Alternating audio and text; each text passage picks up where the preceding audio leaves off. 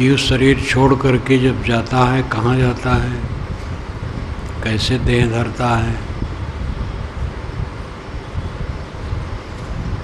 जैसे ये देह धर लिया तैसे धरता है। तुम जीव हो और इस देह दो को धर लिए हो। ऐसे वासना रखोगे तो फिर धर लोगे।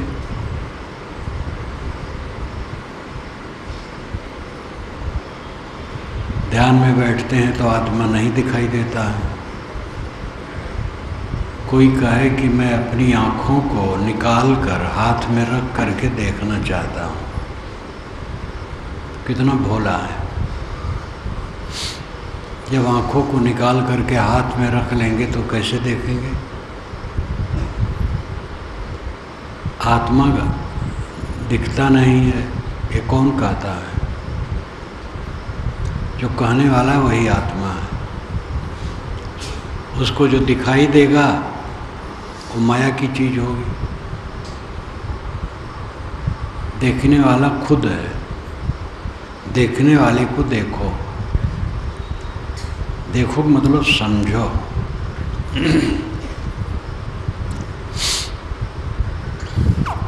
तुम स्वयं शुद्ध बुद्ध चेतन हो। अपने को देखने के चक्कर में न पड़ो।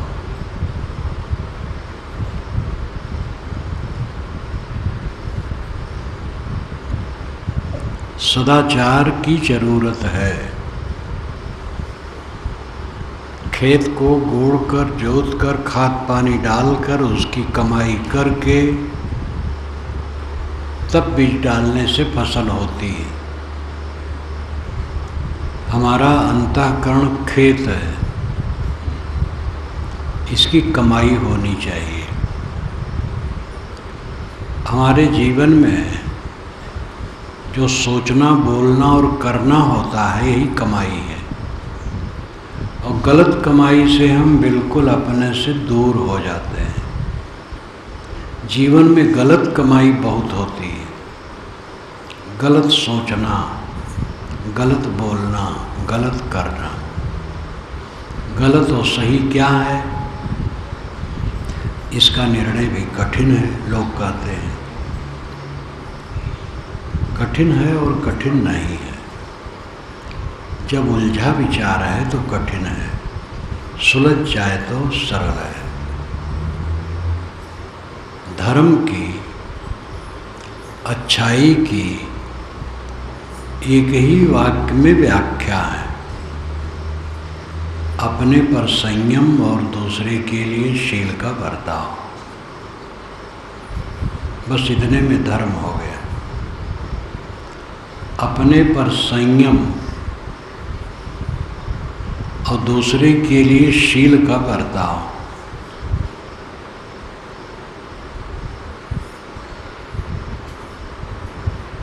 अपने पर संयम का अर्थ क्या है? उत्तेजित न होना, मन को उत्तेजना में न लाना, वाणी को उत्तेजना में न लाना, कर्मों को उत्तेजना में न लाना। मन उत्तेजित है तो हम अपनी दशा में नहीं। वाणी अन्यथा है, जैसा नहीं बोलना चाहिए वैसा बोला गया है। अब यही प्रश्न हो सकता है कि कैसे बोलना चाहिए? सभी जीव ज्ञाता हैं, स्वयं सोचें कि कटु बोलना, झूठ बोलना, अश्लील बोलना, दूसरे को धोखा देने के लिए बोलना झूठ है, गलत है। और सत्य बोलना, विवेकपूर्वक बोलना, मीठा बोलना, संतुलित बोलना सही है। सोचने में ईर्ष्या होना, क्रोध होना, लोभ होना, मोह होना, द्वेष होना, चिंता होना, उद्वेग होना, गलत सोचना है। करने में इंद्रियों को उत्तेजित करना गलत है। इंद्रियों को संयत रखना सही है। तो अपने पर संयम क्या है? ये गुण है, गुण नहीं। साधना मार्ग में चलोगे तो अपने आप पता लगेगा। अगर यहाँ से हम किसी गांव को चलें, रास्ता नहीं जानते हैं, दिशा जानते हैं, उस दिशा में चले, किसी मोड़ पर पहुँचे तो वहाँ कई राह है, तो हम किसी से पूछते हैं उस गांव को जाना है, कैसे जाएं, वो बता देता है। और एक दो से पूछ लेते हैं, क्योंकि कोई गलत भी बता सकता है, वो न जानता हो ठीक से, अथवा वो मस्करेबाजी करता हो, तो और लोगों से भी पूछ लेते हैं। फिर चलते हैं, कहीं मोड़ आया तो फिर वहाँ पूछ लेते हैं। यहीं से हम बिल्कुल निर्णय करना चाहें जहाँ पहुँचना है तहाँ के लिए तो बड़ा मुश्किल है। जो चलता है उसको रास्ता मिलता है।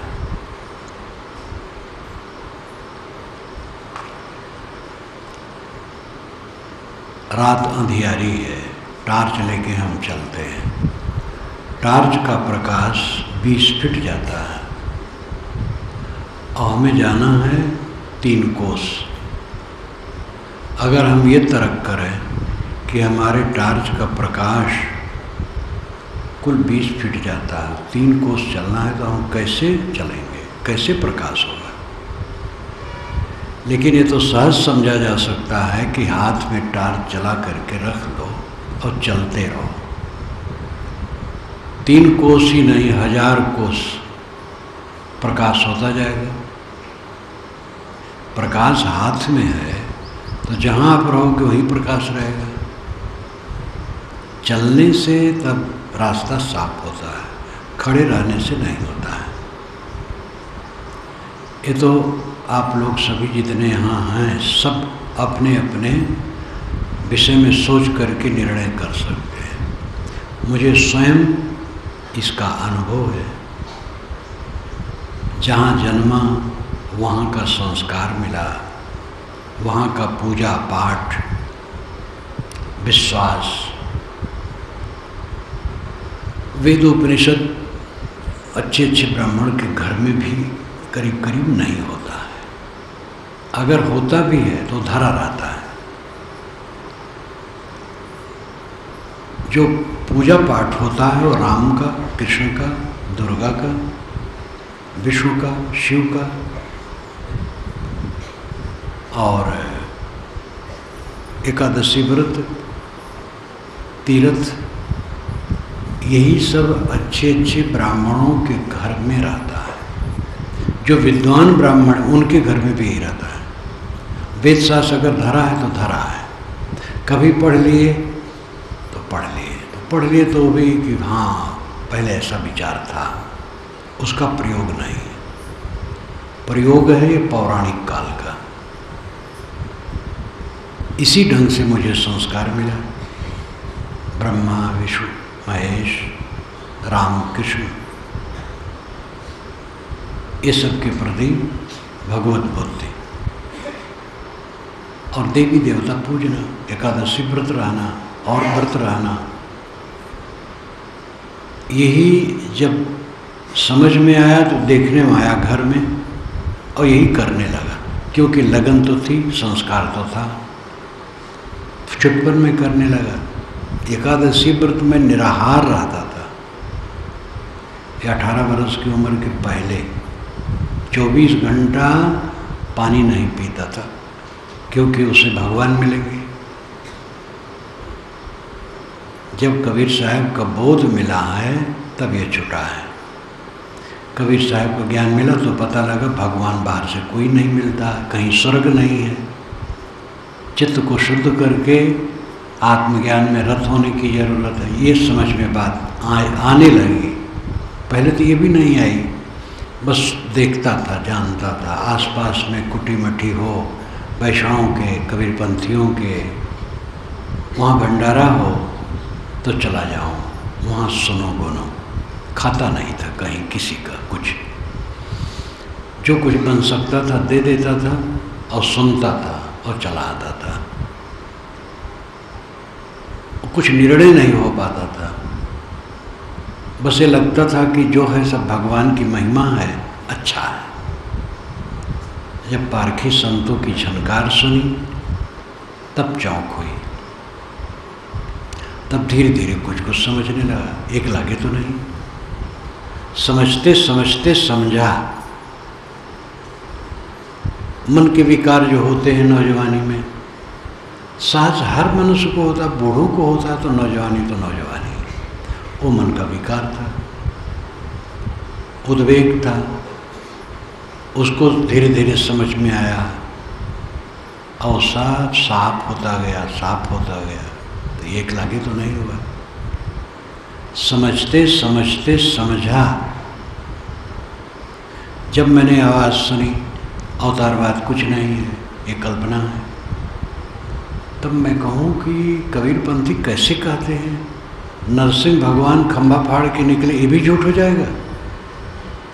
तो मैं समझूं कि ये मैं बहुत बड़ा तीर मार दिया हूँ। नरसिंह भगवान खंभा फाड़ के निकले और प्रहलाद को बचाए, ये झूठ हो जाएगा। तो संत लोग हंसे।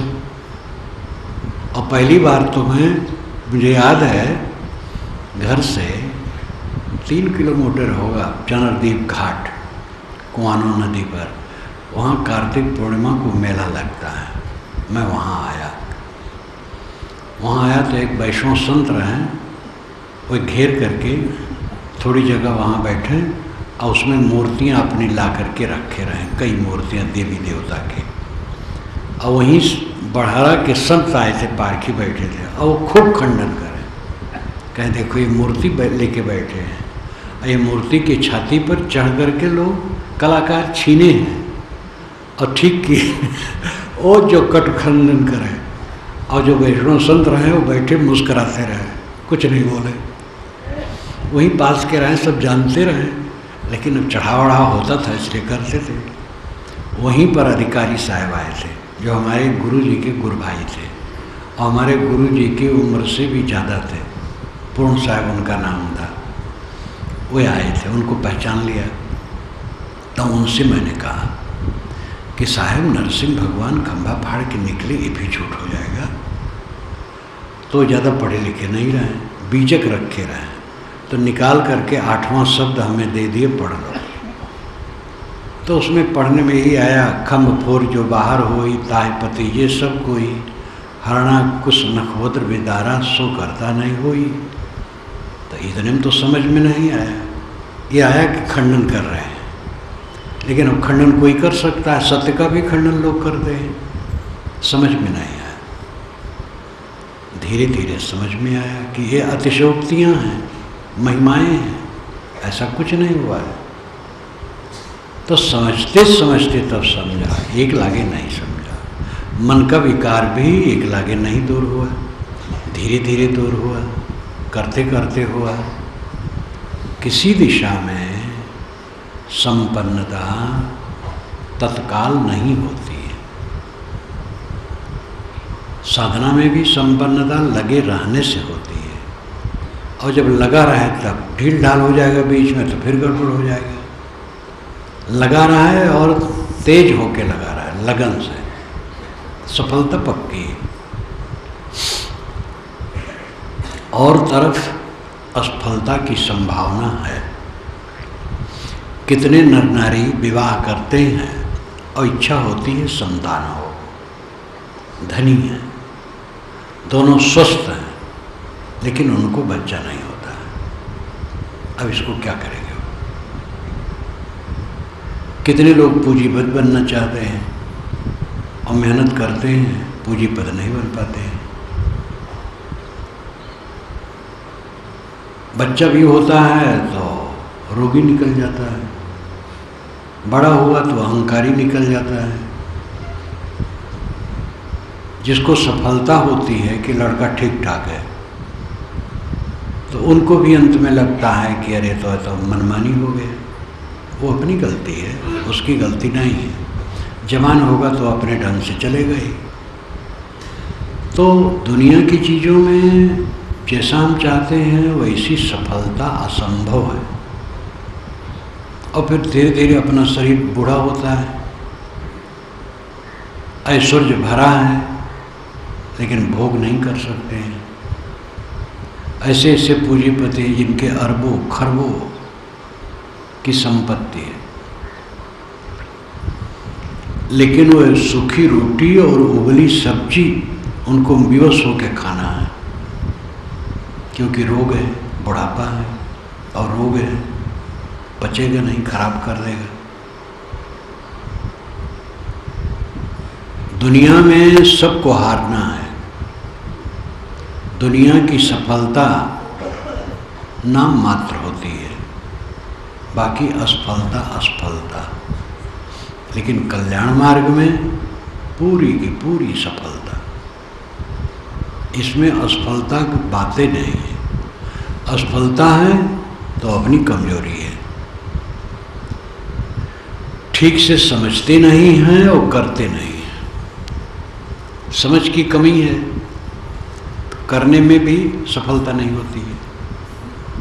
चैतन्य महाप्रभु का नाम आप लोगों ने सुना होगा। उन्हीं के मार्ग में आजकल हरे राम हरे कृष्णा वाले हैं, देश विदेश में प्रचार करते हैं। विदेश में प्रचार करने वाले प्रभुपाद जी थे। प्रभुपाद जी का प्रवचन मैंने कलकत्ता के अलीपुर में सुना। वे बूढ़े थे उस समय, वे देश विदेश में खूब फैलाए हरे राम हरे कृष्णा। बोले एकदम बिल्कुल जैसे उत्तर प्रदेश का कोई पंडित हो। थे बंगाली, लेकिन हिंदी में बहुत बढ़िया बोले। अब विषय जो उनका था वो बोले, विषय तो शुरू किए ज्ञानियों पर पहले प्रहार, क्योंकि ज्ञानी कहते हैं आत्मा परमात्मा है और उनका परमात्मा श्री कृष्ण। तो जब बैठे तो पहला वाक्य निकाले, ज्ञानी पागल होता है पागल, पागल होता है पागल। जो सोचे कि आत्मा ही परमात्मा, वो पागल ही है उनके ख्याल से। तो पहला वाक्य उनका था, ज्ञानी पागल होता है पागल, पागल होता है पागल। तब क्या कहते हैं, जो कुछ अलग की चीज़ है छोड़ दे, अपने आप शांत हो जाए, बस यही आत्मा स्थित है।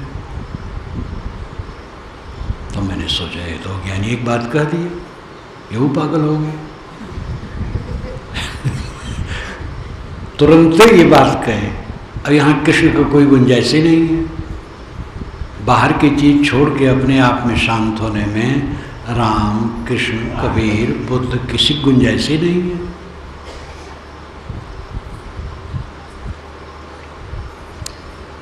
उन्हीं के मार्ग में चैतन्य महाप्रभु के गुरु भाई थे, वृंदावन में रहते थे, बड़े वैरागवान थे और सच्चे दिल से लगे थे। जर्जर हो गए, मरने का समय आ गया, जमीन पे लेटा दिए गए, छटपटाने लगे, हे प्रभु, हे कृष्ण भगवान, आज तक तुम दर्शन नहीं दिए हो, कब दर्शन दोगे? तुम्हारे दर्शन के लिए मैंने घर छोड़ा, देश छोड़ा और वृंदावन में जीवन बिता दिया। तुम्हारी विरह भावना मेरे को सता रही है, तुम कब मिलोगे, कब दर्शन दोगे? छटपटाने लगे और रोने लगे। तो उनका एक शिष्य खड़ा था, विचारवान था। उसने कहा, गुरुजी, ये शरीर वृंदावन है, आत्मा कृष्ण है, बाहर किस कृष्ण को मिलना चाहते हैं आप? वो दुखी हो गए, कहे कोई है नहीं इसको बाहर करे। तो बोध उनको नहीं था। पुराणों में जैसे लिखा है उसी पर विश्वास था और दिल के सच्चे थे, वैरागवान थे। काम उन्होंने सब बढ़िया किया था, साधना का त्याग में कोई कसर नहीं, लेकिन समझ सही न होने से उनका काम पूरा नहीं था। वो श्री कृष्ण से मिलना चाहते थे।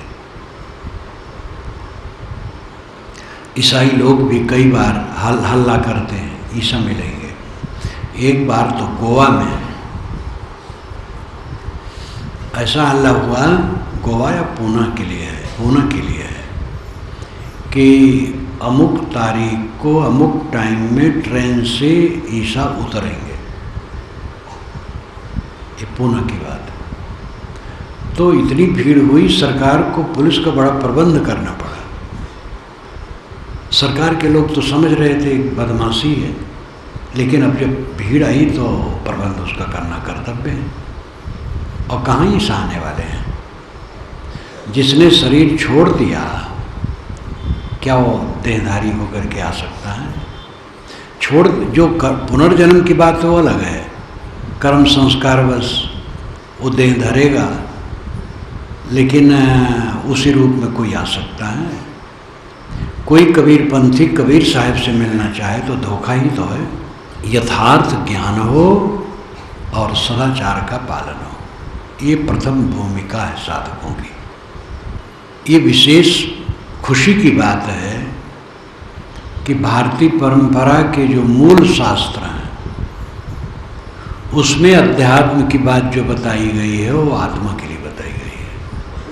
अपरोक्ष ब्रह्म, उसमें भी अपरोक्ष ब्रह्म और परोक्ष ब्रह्म दो की चर्चा है। परोक्ष ब्रह्म दुनिया का बनाने वाला कोई है, ये परोक्ष ब्रह्म है। अपरोक्ष ब्रह्म है अपना आत्मा। तो ब्रह्मवादी लोग भी अंत में परोक्ष ब्रह्म पर ध्यान नहीं देते हैं, अपरोक्ष ब्रह्म पर ही वो विचार करते हैं। ऐसा मैंने स्वयं वेदांतियों के मुख से सुना। और शब्द का आग्रह छोड़ दिया जाए तो पारक सिद्धांत यही है, अपरोक्ष ब्रह्म। अपरोक्ष ब्रह्म यानी स्वयं स्वसत्ता। एक दिन मैंने कहा था प्रत्यक्ष, परोक्ष और अपरोक्ष। प्रत्यक्ष है पांचों विशेष संसार, परोक्ष है ईश्वर इत्यादि, ईश्वर देवता, ये परोक्ष है। और अपरोक्ष है अपना आत्मा। और इस पर मैंने श्रुत का प्रमाण भी दिया था। यदा पंचावतिष्ठन्ते ज्ञानानि मनसा स बुद्धिश्च न विचेष्टत तामाहो परमाम गतिम। जब पांचों ज्ञानेंद्रियां मन और बुद्धि शांत हो जाते हैं, इसको परम गति कहा जाता है।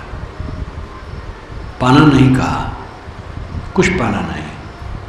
पांचों इंद्रियां शांत हो जाए, मन शांत हो जाए, बुद्धि शांत हो जाए, यही परम पद है। पाना भ्रम है। भोग पाना और भगवान पाना दोनों भ्रम है।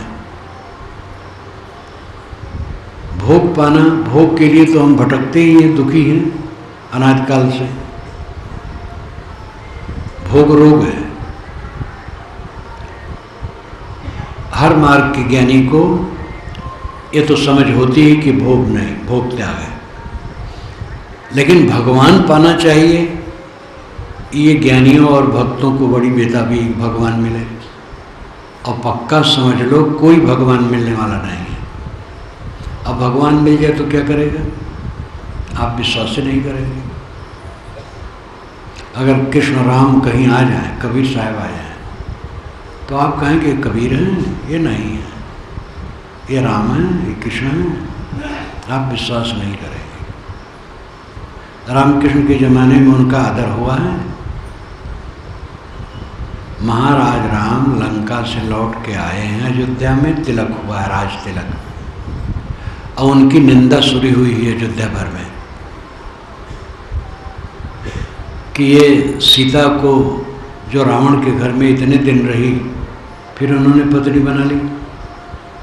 हम लोगों की क्या दशा होगी? हमारी भी पत्नियाँ किसी के घर रहें, महीनों रहें, बरसों रहें, फिर हमें तो फिर पत्नी बनाना पड़ेगा। राम की आलोचना गली गली में चलती थी। एक रात को जब राम ने अपने मित्रों से पूछा, उन मित्रों के नाम भी वाल्मीकि रामायण में, मैंने रामायण रास में लिखा है। वो ऐसे होते थे कि उनको तनख्वाह दी जाती थी और वे मित्र के रूप में रहते थे। दिन भर राजकाज से थका हुआ राजा भोजन करके जब बैठे सोने के पहले, तो मित्र उसके दिल को बहलाते थे, हंसी विनोद करके, अच्छी बातें कह करके खुश करते थे। वही मित्र सब बैठे थे। राम ने अचानक पूछ लिया, ये बताओ मेरे लिए, मेरी माताओं के लिए मेरी पत्नी के लिए, मेरी राज व्यवस्था के लिए अयोध्या में क्या चर्चा है। तो लोगों ने कहा कि सब चर्चा अच्छी है, एक चर्चा खराब है। सीता लंका में इतने दिन रही, जितना दिन रहने की बात है वो 20-22 महीने होता है। इतने दिन रही और फिर उनको ला करके अपनी पत्नी बना लिया, तो हम लोगों की क्या दशा होगी। हमारी भी स्त्रियाँ कहीं रहें और लौटे तो हम उसको पत्नी बनाएं, जैसे राजा वैसे प्रजा। यही चर्चा खराब है। तो राम को जैसे सांप छू जाए, एकदम सन्न रह गए। उन्होंने कहा अच्छा जाओ सब, अब सो जाओ, अपने अपने घर जाओ। सबको विदा कर दिए। तब तुरंत अपने तीनों भाइयों को बुलाए और कहे देखो जो मैं कहता हूँ तुम्हें करना है, इसमें तुम कुछ उज्र नहीं कर सकते हो, मैं आज्ञा देता हूँ। मेरी निंदा बहुत हो रही है सीता के कारण, इसलिए इनको जंगल में निकाल दिया जाए। ये मुझसे कहते थे कि मुझे एक रात ऋषियों के आश्रम में चल करके रहने को मन है और ऋषियों की पत्नियों को कुछ देने को मन है, तो एक दिन चलो। लक्ष्मण तुम सुमंत को ले लो सुबह और रथ, और सीता से कहो कि ऋषियों के आश्रम में एक रात रहने के लिए जा रहे हैं। तो उनको जब ले जाओ तो गंगा के पार वाल्मीकि आश्रम जिसमें है उस वन में सीता को छोड़ दो और बता दो, वहाँ बताना कि अपवाद के डर से राम ने तुम्हें निकाल दिया है। तीनों भाई चुप। सुबह हुआ वही घटना हुई, सीता को बताए। सीता खुश हुई कि ऋषियों के आश्रम में घूमने जा रही हैं। उन्होंने सामान लिया ऋषि पत्नियों को देने के लिए, रथ में बैठी आई। गंगा पार का मतलब है कि अयोध्या से दक्षिण प्रयागराज है और गंगा पार फिर इलाहाबाद का दक्षिणी हिस्सा है, तो वहीं कहीं वाल्मीकि का आश्रम होगा। नौका से ले करके पार किए हैं, रथ तो इधर इसी तरफ छोड़ दिए, नौका से पार किए हैं और उधर तट पर गए हैं और एक पेड़ के नीचे सीता को बैठा दिए, उनकी गठरी रख दिए और लक्ष्मण रोने लगे। सीता ने कहा तुम रोते क्यों, इतने व्याकुल हो? अरे कल चलेंगे तो राम से मिलेंगे। लेकिन वो रोते गए। तो सीता को शंका हुई। उन्होंने क्या मामला है, तुम कहो जो कुछ है। तो बताया। तो सीता जी मूर्छित होकर गिर पड़ी।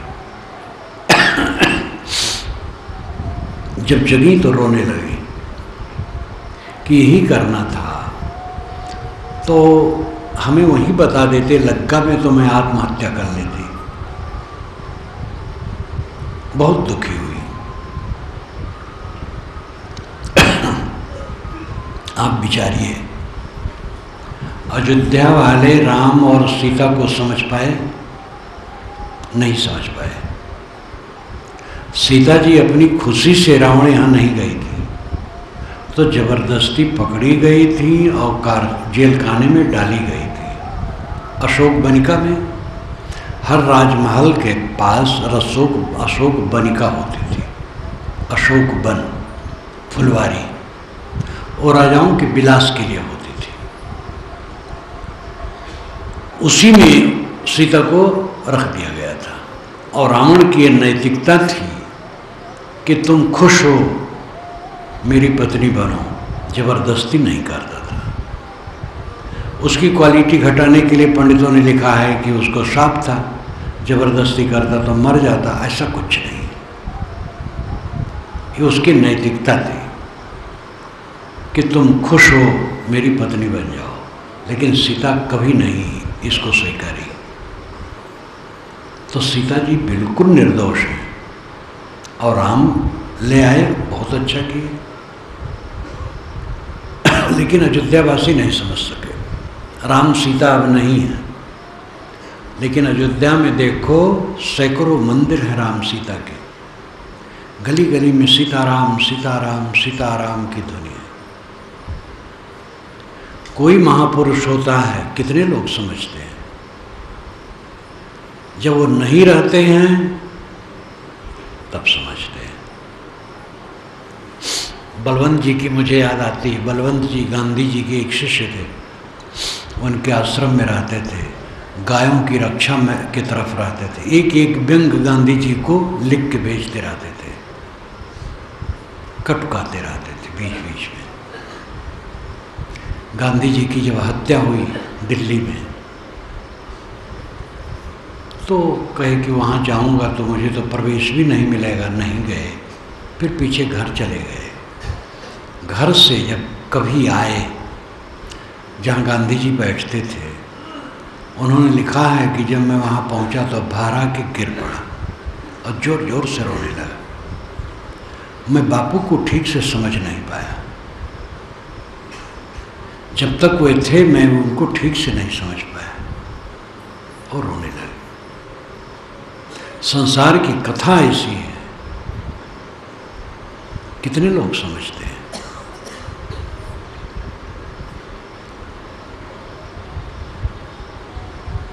पाने की बात जहां तक है, धोखा है।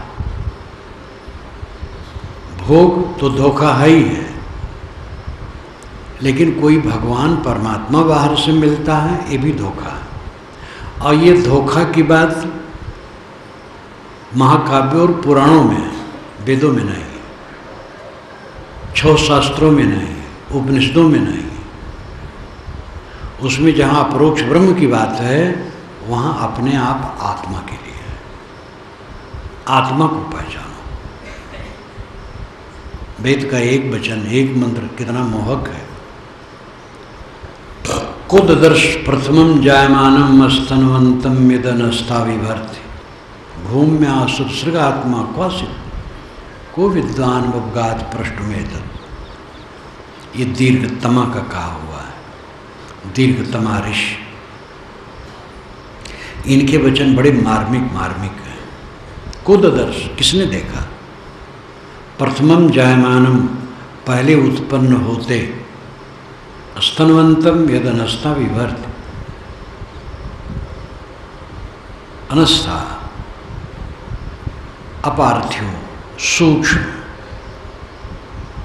प्रकृति को, जो कि ये पूरे विश्व ब्रह्मांड को लेके गतिशील है, उस सूक्ष्म प्रकृति को उत्पन्न होते पहले किसने देखा है?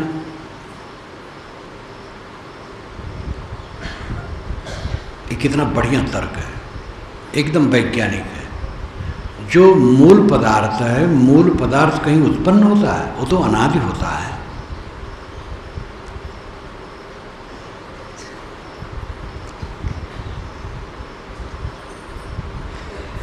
स्तनवंतम अस्थि हड्डी,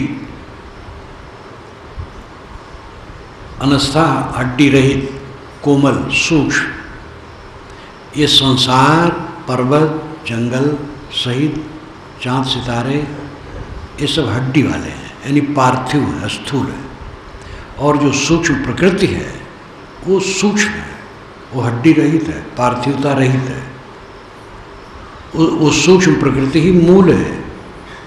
उन्हीं के कणों के जोड़ से स्थूल बन जाता है।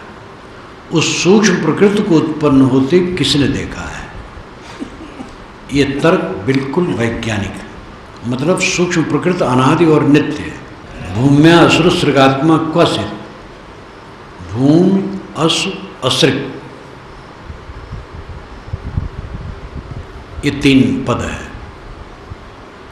भूमि से अर्थ जमीन, जमीन से अर्थ है प्रकृति, अस का अर्थ है प्राण, और प्राण से अर्थ है सूक्ष्म शरीर। असृग कहते हैं रक्त को, और रक्त का अर्थ है स्थूल शरीर। भूम्या असुर सृगात्मा क्वचित्, भूमि अस और असृग, अस और असृग भूमि से हो गए। सूक्ष्म शरीर और स्थूल शरीर जड़ प्रकृति से बन गए। ये बात समझ में आती है। आत्मा का सिर्फ आत्मा क्या है, वो तो जड़ से नहीं बनेगा। को विद्वान उपगात पृष्ठमें तत्, कह विद्वानम उपगात पृष्ठुम एतत्, इसका पदच्छेद है। कह कौन, विद्वानम उपगात विद्वान के पास जाता है, पृष्ठुम एतत् इतनी बात पूछने के लिए। जड़ प्रकृति से स्थूल और सूक्ष्म शरीर बन गए, ये समझ में आता है। आत्मा तो नहीं बनेगा, चेतन है वो। आत्मा क्या है, इसको समझने के लिए विद्वान के पास कौन जाता है। एकदम पारक सिद्धांत की बात। कुल मिलाकर के भावार्थ हुआ कि सूक्ष्म प्रकृति अनादि है, वो उत्पन्न नहीं हुई है,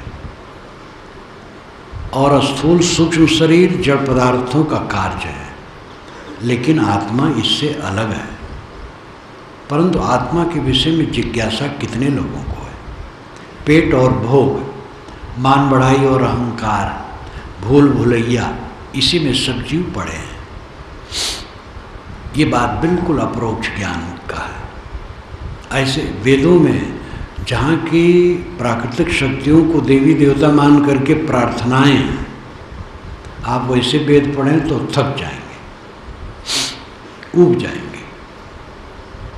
लेकिन बीच बीच में हीरे मोती हैं, और उसमें अलग से भगवान पाने की बात नहीं है, आत्मज्ञान की बात है। उपनिषद तो प्रसिद्ध ही है आत्मज्ञान के लिए। 6 शास्त्रों में भी नहीं, 6 शास्त्रों के विचार अपने अपने अलग हैं, लेकिन कोई अलग से भगवान पाने की बात नहीं कहता है, आत्मा ही की बात कहता है।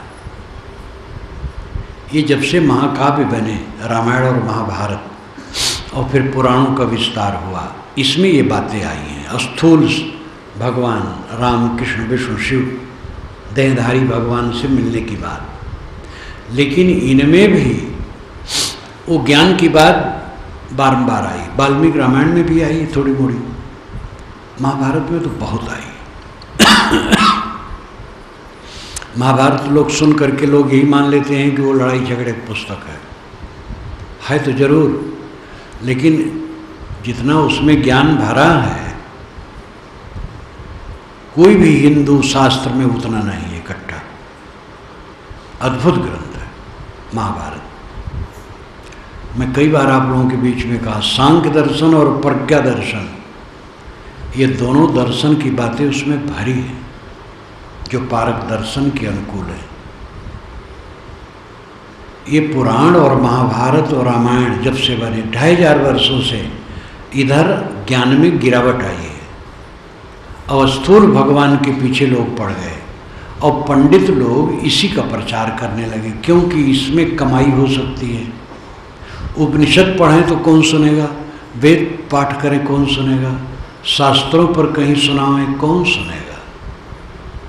पुराण महाकाव्य पढ़ रहे हैं, गा रहे हैं, बजा रहे हैं, सब सुन रहे हैं, भगवान के दर्शन। श्रीमद् भागवत की कथा होती, श्रीमद् भागवत में ज्ञान की बात खूब भरी है बीच बीच में, लेकिन पंडित 7 दिन का निर्णय रखते हैं।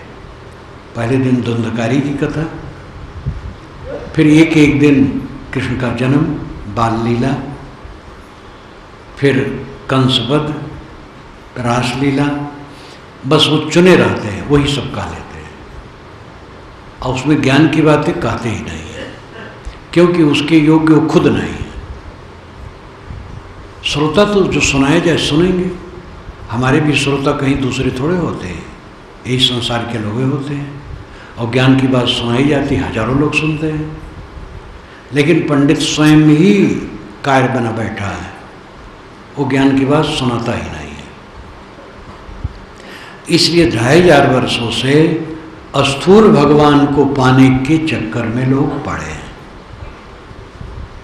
अरे माँ भूल भुलैया है, पाने का धोखा छोड़ दो, कुछ मिलना नहीं है इस संसार में, और जहाँ तक आज तक मिला है दुख मिला है, भोग मिला है, लड़ाई झगड़ा मिला है, मिला है, प्रतिकूलता मिली है, अनुकूलता मिली है, राग मिला है, द्वेष मिला है, कूड़ा कबाड़ मिला, और क्या मिला है?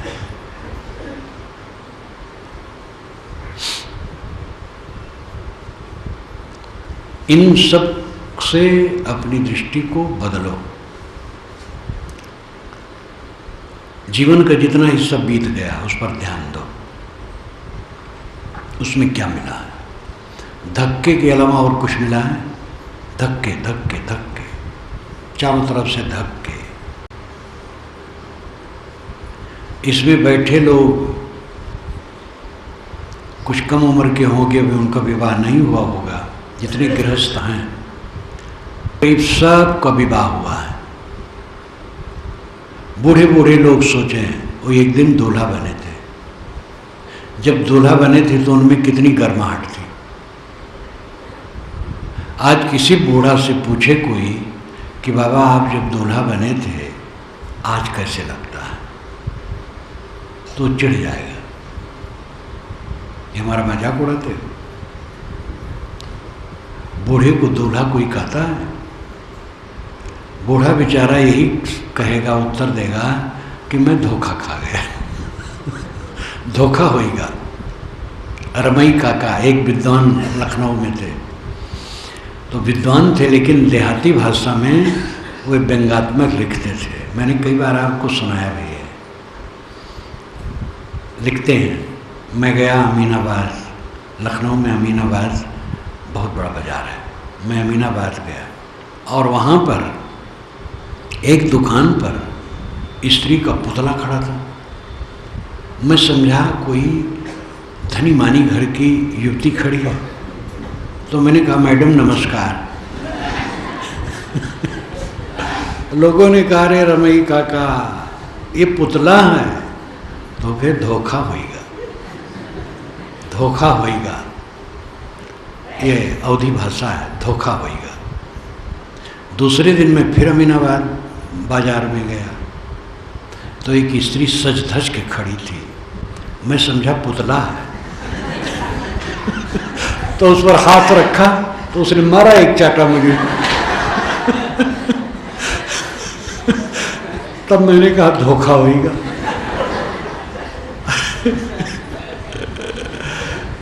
बड़े अच्छे विद्वान थे लेकिन देहाती भाषा में उनके कई पुस्तकें हैं और प्रेरक हैं। धोखा होएगा, तो धोखा होएगा जो उनका प्रसंग है।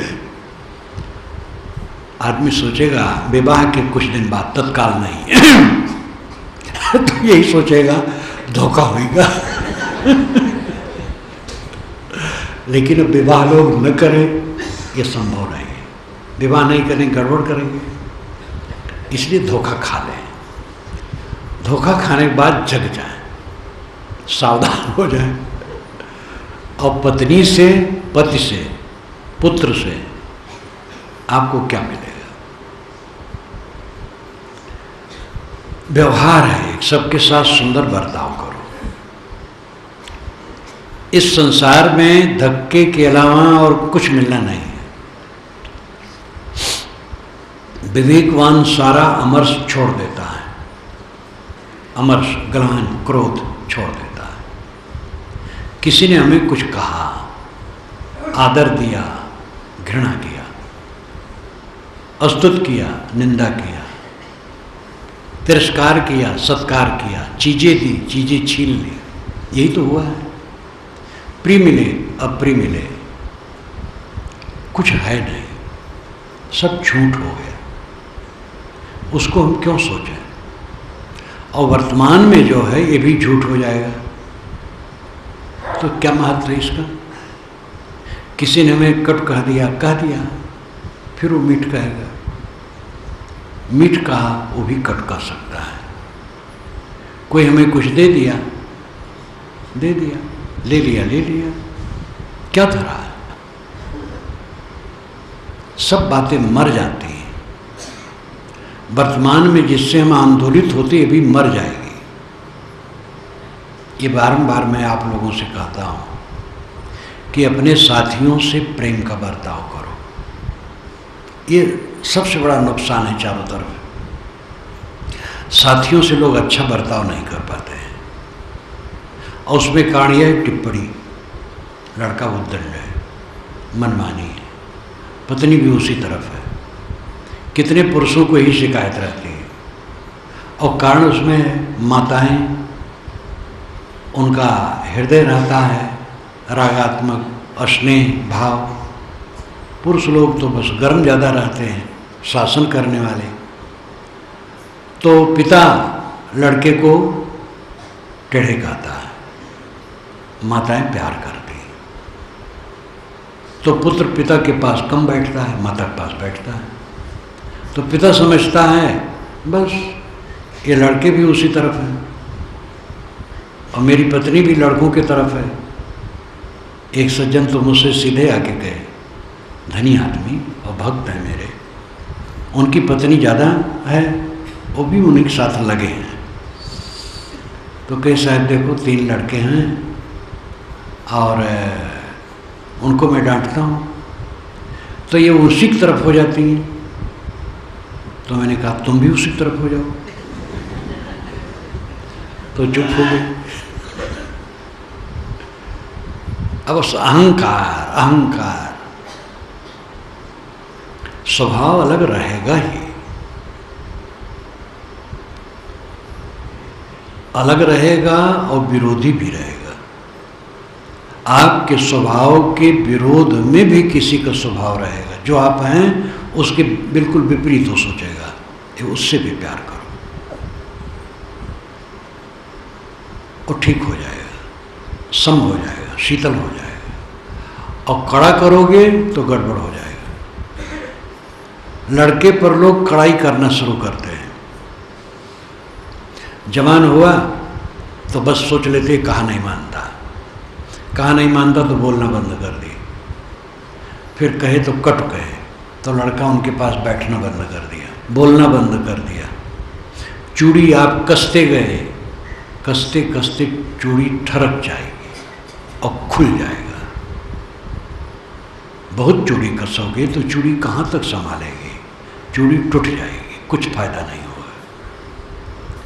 इसलिए साथियों से कोमल बर्ताव करो, टिप्पणी न करो, जैसे हैं वैसे हैं, प्रेम का बर्ताव करो, संभालो, वो ठीक हो जाएंगे, सुधरते रहेंगे। और सहना जीवन भर है, एक दिन नहीं है, जीवन भर सहना है। समता का बर्ताव, शील का बर्ताव, सदाचार में जीवन, पवित्रता का बर्ताव, पवित्र आचरण से रहो। जो लड़के और लड़की ब्रह्मचर्य से हैं वह दृढ़ रहे अपने ब्रह्मचर्य में। गृहस्थ लोग अपने पति पत्नी में सीमित रहें और उसमें भी त्याग करना शुरू करें, ब्रह्मचर्य पालन करना शुरू करें। बाल पक गए तो एकदम ब्रह्मचारी होना चाहिए। पत्नी और पति का कमरा अलग, बिल्कुल अलग। नागपुर में हमारे एक भक्त आए थे, उनकी पत्नी ने कहा साहब इनके रुपये पैसे से हमसे कुछ मतलब नहीं है और इनकी किसी चीज़ से मतलब नहीं है और इनसे मतलब नहीं है। रोटी बना के इनको दे देती हूँ, बस ये खा ले, वहाँ उधर हैं हम इधर हैं। मैंने कहा बहुत खुशी। दोनों हंसने लगे। उन्होंने कहा, मेरे पति ने कहा, इन्होंने कहा एक दिन, कई वर्ष हो गए कि देखो भाई अब तुम अलग रहो, हम अलग रहेंगे। मैंने भी सोच लिया ठीक है, तो बस रोटी बना के इनको दे देती हूँ, इनके रुपए पैसे से कोई मतलब नहीं रखती हूँ। उनकी तनख्वाह अच्छी रही, पेंशन अच्छी है, पैसा खूब है, कि मैं कुछ नहीं चाहती हूँ, बस रोटी बना के दे देती हूँ, ये अलग रहे हम अलग रहें। मैंने कहा मेरे मन की बात कही हो, क्या विषय वासना में डूबे डूबे सड़ो। इसलिए ब्रह्मचर्य का पालन गृहस्थों को भी करना चाहिए। हो गया, दुनिया देख लिए, उसी में अपने को क्यों मिटाते हो, साधना में लगो। जो विरक्त है नर नारी, वह अपने में अखंड भावना में रहे। दोनों से सावधान। ब्रह्मचारिणी साधिकाएं और साधु दोनों से अलग। साधिकाओं के लिए गृहस्थ लोग उतने खतरे नहीं हैं, क्योंकि गृहस्थ स्वयं उनको पूज्य रूप में देखते और दूर रहते हैं। साधुओं में जो वेश में है और लटे हैं, कोई कमजोर है, वो उससे घनिष्ठता कर सकते हैं।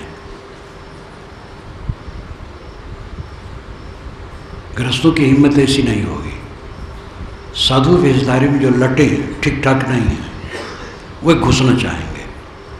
अरे तुम साधु महात्मा आते अपने आश्रम में क्यों नहीं रहने देती हो? साधिका कहती नहीं, नियम नहीं, यहाँ पुरुष नहीं रह सकता है। इतना डरती हो? वो घुसना चाहेगा। इसलिए साधु वेशधारियों से साधिकाओं को बहुत सावधान रहना चाहिए। दोनों को कभी छुए ना। चरण छूने का रोग तो छत्तीसगढ़ में जब गुरुजी के साथ आया मैं पहले 54 में, तभी देखा। पैर पकड़ पकड़ करके बंदगी, तभी से मैंने रोकना शुरू किया और रोकते रोकते इसको रोक दिया। और अब बड़ा अच्छा लगता है। अभी एक दिन वहाँ दीक्षा हुई है कई लड़कियों की, उसमें कुछ साधिकाएँ भी हों साध रही हैं और भी लड़कियाँ थी, और करीब 30 लड़कियाँ बैठी रही होंगी, सब युवती लड़कियाँ, और भी देवियाँ और पुरुष भी बैठे थे। दीक्षा हुई है, सब कुछ हुआ है। मैं अलग बैठा था, कोई मेरा पैर नहीं छुआ है। समझती हैं कि शायद पसंद नहीं करते। मैंने पीछे अपने लोगों से बताया कि अगर वही ढील होता है, सब के सब आके पैर पकड़ते और रगड़ते सिर में, कितना गलत होता। ये युवती लड़कियाँ पैर पकड़ पकड़ करके साधु को रगड़ें सिर में, और हमारा पैर छुएंगे तो दूसरी छुएंगे, और बढ़ेगा। और इसको भक्ति माने बैठे थे।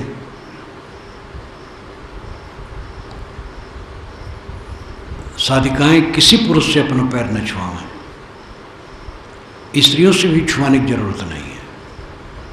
साधु को भी अपना पैर छुआने की लालसा नहीं होनी चाहिए किसी को, और देवियों से तो बिल्कुल अलग। साधना से काम बनेगा, पैर छूने से काम नहीं बनेगा। पैर छू छू करके तो बहुत हो गया है। साधना में लगो।